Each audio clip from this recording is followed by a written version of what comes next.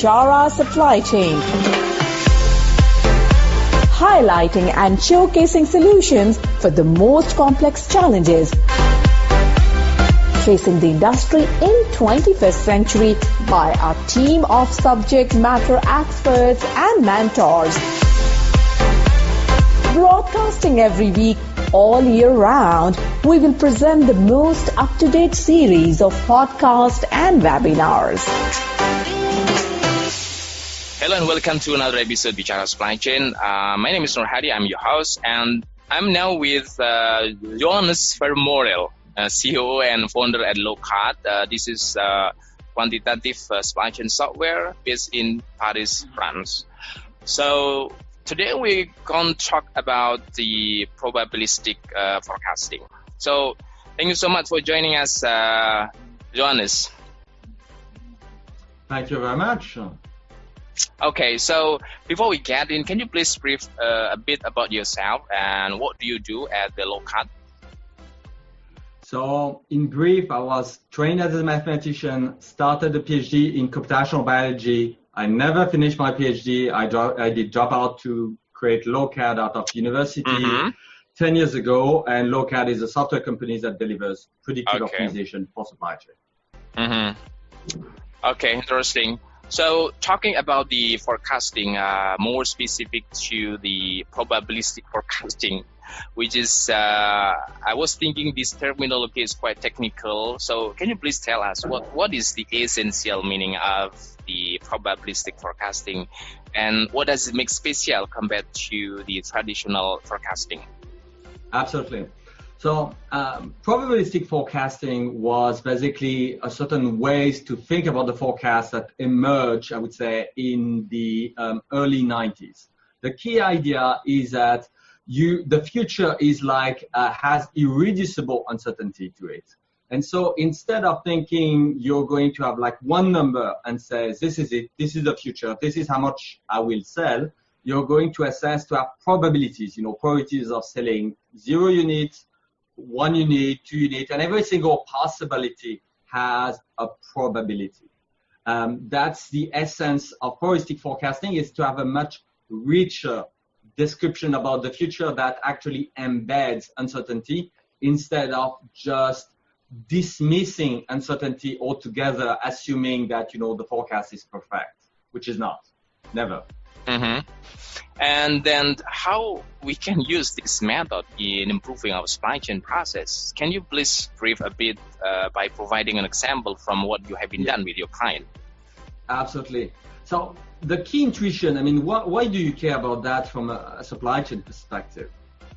From a supply chain perspective, costs are always concentrated at the extremes, at the statistical extremes of, the futures. It's when you have unexpectedly high demand that you end up having a stock out.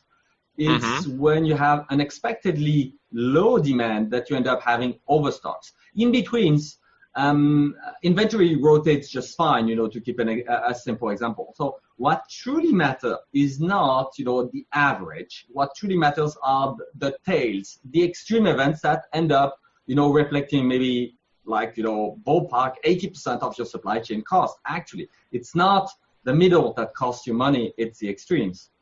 And so when you want to think about any kind of optimization that you want to do for a supply chain, any kind, you need to project yourself into the future. If you buy more stock, it's because you anticipate that there will be some kind of demand in the future.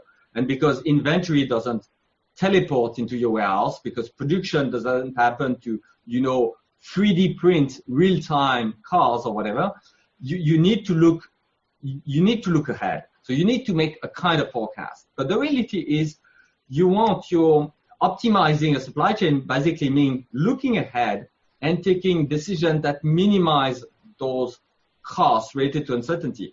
So how do you, the application for, I would say, a supply chain of probabilistic forecast are exceedingly mundane.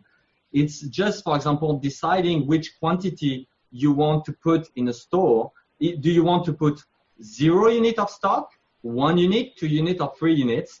And if you want to do that, in this specific example, basically you need a probabilistic forecast. Why? Because actually the best forecast, classic forecast at the store level, is typically just going to forecast zero. You know, for most stores, the vast majority of products in stores, if you look 1 or 2 days ahead, you could just say, I forecast zero. And statistically, according to a metric like mean absolute percentage error, forecasting zero is going to be the best statistical answer, but that doesn't really make any sense, especially not any business sense. If you want to have something that actually makes sense supply chain wise, you need, and it's a bit of a paradox, but you need probabilistic forecasts. Interesting. And this would be my last question on today's podcast. So how do you see the development of technology like AI, the blockchains, and anything related to the digitalization? Do you think it would influence the way we do the forecasting? So I would take your questions, I would say, maybe by pieces. First, AI, I can give, you know, the audience a simple piece of advice. If you see a vendor that uses the term AI in their website and whatever, that basically means that they have no clue whatsoever about what they're doing. It's as simple as that. So but there is still, I would say, a lot of progress, and the key thing is high-dimensional statistics. How do you do high-dimensional statistics? And time series, I would say, time series are typically the wrong way to look at things in supply chain. For example, if you're, let's say, a fashion company, every single time you push a new product to the market, you're going to cannibalize the other products. You know, if you push another white shirt to your stores, you cannot just forecast the demand for this product in isolation because you're already selling white shirts. So if you push another one, it's going to cannibalize the other shirts. So that's the essence of high-dimensional statistics. Most supply chain problems are high-dimensional problems, and you need, I would say, adequate tools. And there is like the vast umbrella under which you have tons of mathematical models that are basically machine learning, but it's nothing specific. It's like a word field. Some of those stuffs are, I would say, classified as AI, but it's more like for natural language processing, which doesn't have much, I would say, to do with supply chain per se. That's one side of your question about AI. Blockchain, we have also worked a lot at Lokad with blockchain. It's a completely different problem, mostly geared toward traceability. And one thing that also, just like AI, if you see people that use the word blockchain, it basically is a super strong signal for people that have no clue whatsoever what they're talking about. Blockchain do not exist in vacuum. You can, I mean, Git and GitHub, Git is actually a blockchain. You know, it's a chain of blocks related by cryptographic hashes. Git is technically a blockchain. Doesn't make any sense. The only thing that is of interest is that you need to have like a cryptocurrency. And so basically you need the currency, the money angle, otherwise it doesn't make sense. There are plenty of ways to use native digital money for supply chain and for traceability purposes. But it's typically absolutely not what people expect. I mean, but then we would probably need longer. I think the key message for the audience is whenever you hear from a vendor AI or blockchain, just dismiss the vendor. It's basically a bullshit on steroids.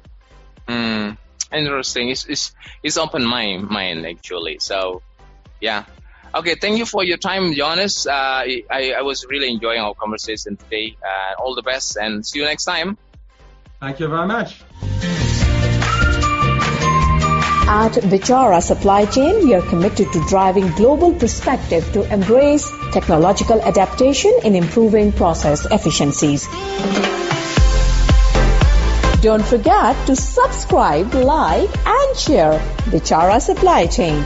And stay tuned for the latest updates. To learn more, visit our website www.bicarasupplychain.com. Thank you for listening to us. We look forward to seeing you at our next episode.